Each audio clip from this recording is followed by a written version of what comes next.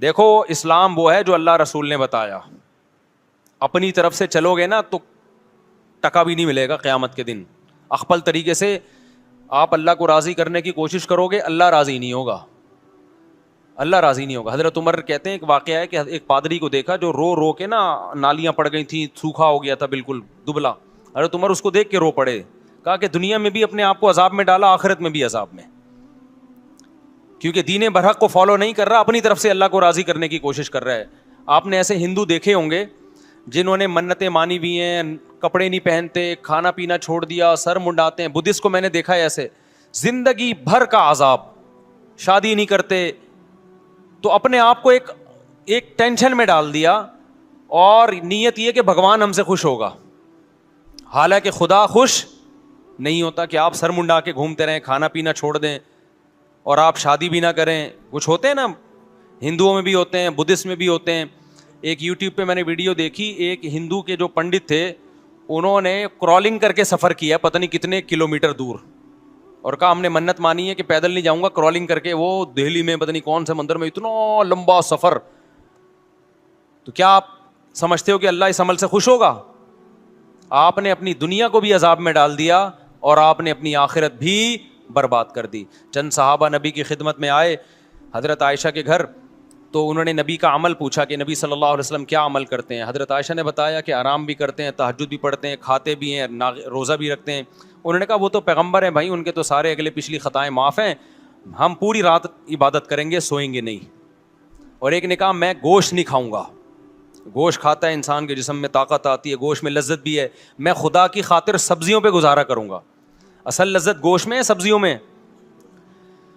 ابے کیا ہو گیا, بول لو نا. میں بھی تو, اصل لذت تو گوشت میں ہے, پروٹین کس میں ہے؟ چہرے پہ جو چمک پیدا ہوتی ہے سبزیاں کھانے سے نہیں ہوتی, گوشت کھانے سے ہوتی ہے. آپ کی آواز میں جو طاقت, میری آواز میں بھی طاقت نہیں, بول بول کے آدھا ہو گیا ہوں میں, گھنٹے سے بول رہا ہوں, 2 گھنٹے سے. تو ورنہ جو آپ کی آواز میں طاقت پیدا ہوتی ہے وہ ککڑی کھیرے سے ہوتی ہے, یہ گوشت سے ہوتی ہے. اچھا مجھے ایک بات بتاؤ, گوشت خور جانور دھاڑتے ہیں یا سبزی خور جانور دھاڑتے ہیں؟ سبزی کھانے والے بکری دمبا کبھی دھاڑتے ہوئے دیکھا ان کو؟ یوں کر کے بکری بول رہی, کبھی دیکھا آپ نے؟ اور شیر کی دھاڑ چڑیا گھر میں بھی دیکھ لو گے نا, حالانکہ چڑیا گھر میں وہ پورے نیچرل ماحول میں ہوتا نہیں, وہ پراپر طریقے سے دھاڑتا نہیں ہے, لیکن ڈر جاتا ہے آدمی. اگر چڑیا گھر میں پیچھے زو میں کہیں پیچھے شیر کھڑا ہوا آپ یہاں اور ایک دم دھاڑ کی آواز ہے, بندہ 2 منٹ کے لیے لڑک جاتا ہے. تو یہ جو دھاڑتا ہے, کتا غراتا ہے, کیسی آواز ہوتی ہے نا اس کی, پاورفل. بلی جب جھپٹنے کے لیے تیار ہوتی ہے, غراتی, کیسی خطرناک آواز ہوتی ہے. تو کیا سبزیاں کھا کے ہوتی ہے؟ یہ تمام گوشت خور مخلوق میں اللہ نے ایک دہشت رکھی ہے, ایک وحشت رکھی ہے, آواز میں پاور رکھی ہے, چال میں پاور. چیتے کی چال دیکھیے کیسی ہوتی ہے. تم لوگ کو نہیں غیرت آئے گی, تم لوگ کو نہیں غیرت آئے گی یار, تم لوگ کو نہیں بات سمجھ میں آئے گی. چیتے کی چال دیکھی ہے, اسٹائل دیکھو چیتے کا یار. چیتا ایک ویژن بناتا ہے, بیٹھا ہوتا ہے, 20 ہرن اس کے سامنے سے گزرتے ہیں, وہ ہر ایک سے دل نہیں لگاتا. پہلے وہ ایسے نہیں چھچوروں کی طرح بھاگنا شروع کر دے کبھی اس ہرن کے پیچھے, وہ نہیں آیا تو چلو یہ والا ہرن, یہ نہیں آیا یہ تو گلی ڈنڈا کھیل رہا ہے ایک طرح سے. ایسا نہیں کرتا چیتا, کیونکہ گوشت خور ہے نا, تو ہر کام خاندانی طریقے سے ہوگا. چیتے پہ ایک پوری ڈاکومنٹری آپ دیکھیں, گوروں نے بنائی ہے. چیتا کیا کرتا ہے, پہلے تمیز سے بیٹھے گا, 20-30 ہرن قریب سے گزر رہے ہیں, چھچوروں کی طرح ہر ایک کے پیچھے نہیں بھاگے گا کہ پکڑن پکڑائی شروع ہو جائے, کبھی وہ کبھی وہ. پہلے بیٹھ کے نا کافی دیر تک ایک ویژن بناتا ہے, دیکھتا ہے یار کون سا والا میرے لیے سوٹیبل رہے گا, کس میں مال زیادہ ہے اور ریٹس کم ہیں اس کے. ریٹ کا مطلب محنت کم ہے, تو پہلے وہ اس کی سلیکشن کرے گا. پھر اپنا ڈسٹینس ناپتا ہے, کیونکہ اس نے چند سیکنڈ اتنی اسپیڈ سے بھاگتا ہے, چند سیکنڈ ہوتے ہیں کہ اگر وہ مزید اس اسپیڈ سے چند سیکنڈ مزید بھاگے تو ہارٹ اٹیک سے مر جائے وہ, کیونکہ اس کی اسپیڈ چند سیکنڈ کے لیے بہت تیز ہوتی ہے. اس میں اگر اس کا ہدف اس کے ہاتھ سے نکل جائے تو چیتا اتنی انرجی یوٹیلائز کر چکا ہوتا ہے کہ دوبارہ پھر چیتے کے بچنے کے امکان نہیں ہوتے. لہذا اس کے پاس ٹائم کم اور مقابلہ سخت ہوتا ہے, اس لیے وہ پلاننگ کرتا ہے, بیٹھتا ہے ایسے کر کے نا. تو پھر اس کا دل ایک ہرنی پہ آتا ہے, کہتا ہے یار یہ میرے لیے اس میں مال بھی اچھا ہے, اس کی اسپیڈ بھی مجھے کم لگ رہی ہے, ٹھیک ہے نا, اس کی اسپیڈ بھی کیا لگ رہی ہے تھوڑی, وہ والا تو بہت اسپیڈ سے نکل لے گا, وہ مجھے ڈاش دے جائے گا. کافی دیر غور و فکر کر کے آپ یوٹیوب پہ سرچ کریں, پوری گوروں کی اس پہ تحقیق ہے, کافی 1-2 گھنٹے بعض دفعہ پلاننگ میں لگا دیتا ہے وہ.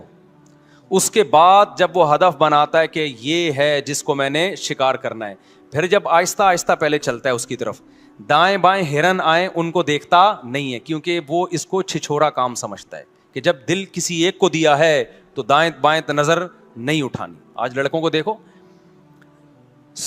محبت کے دعوے کسی اور سے ہو رہے ہیں, نمبر کسی اور کا ہے, بیلنس کسی اور کے موبائل میں ڈلوا رہا ہے, شادی کے وعدے کسی اور سے کر رہا ہے. یہ چھچور بنا ہے کہ نہیں ہے؟ تو یہ وہ لوگ ہیں جو گوشت نہیں کھاتے.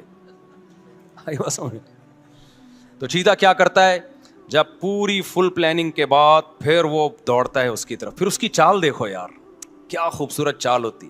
پہلے آرام سے جاتا ہے, دائیں بائیں ہرن گزر رہے ہیں ان کو لفٹ ہی نہیں کراتا, کہتے نہیں بھائی ہم نے بڑی پلاننگ کر کے اس کو ہدف بنایا. پھر پلاننگ کرتا ہے کتنی دیر آہستہ چلنا ہے, کتنی دیر درمیانی اسپیڈ سے, اور کتنی دیر اتنی اسپیڈ سے کہ وہ لاسٹ ہے بس, اس کے بعد اگر نشانہ خطا ہو گیا تو میں مر جاؤں گا.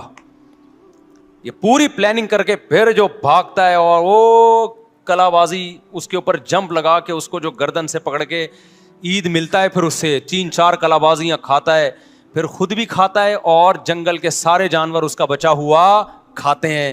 یہ کام گوشت خوروں کا ہے, سبزی خوروں میں یہ صلاحیت نہیں ہوتی. اس لیے اسلام نے ہمیں بقرعید پہ بھی گوشت کھلایا, اور عقیقے میں بھی گوشت کھلایا, ولیمے میں بھی گوشت کھلایا, دم جو ہم بقرعید میں دیتے ہیں اس میں بھی کیا ہے, گوشت ہے. تو بہانے سے اسلام ہمیں گوشت کھلاتا ہے تاکہ ہمارے اندر اوصاف گوشت خوروں جیسے ہوں. لیکن چونکہ ہم انسان بھی ہیں, اس لیے اللہ نے بتایا کہ یہ درندگی تمہاری ظالموں کے خلاف ہونی چاہیے, مظلوموں کے خلاف نہیں ہونی چاہیے. لہذا جو خود ظالم ہے اسے گوشت کھانے کا حق نہیں ہے.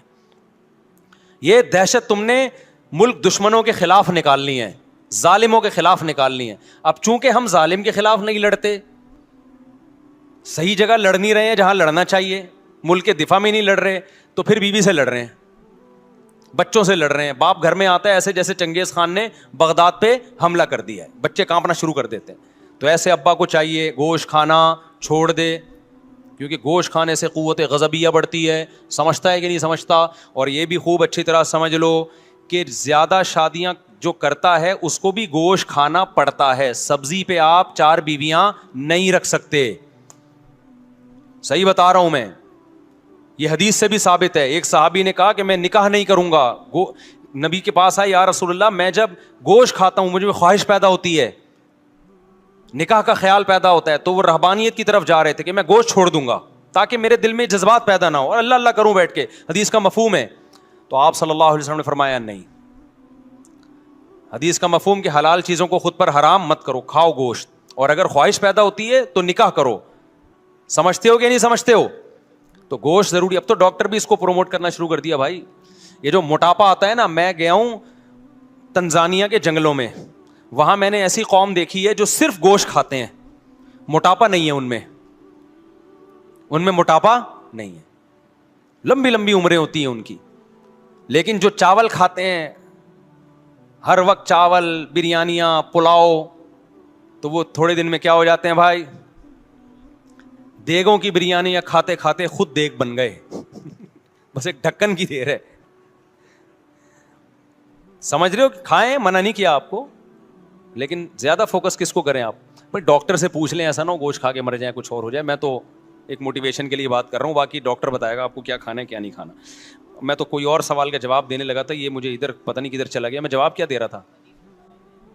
ہاں, تو میں یہ عرض کر رہا تھا کہ دیکھو اپنی مرضی سے شریعت پہ چلو گے نا تو کتنی ہی قربانی دے دو, اللہ کے ہاں وہ قربانی قبول نہیں ہے. تو صحابی آئے نبی کے گھر میں, دیکھا بھائی آپ تو آرام بھی کرتے ہیں اور نماز بھی پڑھتے ہیں, کھاتے بھی ہیں, روزے بھی رکھتے ہیں. انہوں نے کہا نہیں ہم تو, ایک صحابی نے کہا میں ہمیشہ روزے رکھوں گا, ایک صحابی نے کہا بس ساری رات تہجد پڑھوں گا, ایک نے کہا میں گوشت نہیں کھاؤں گا.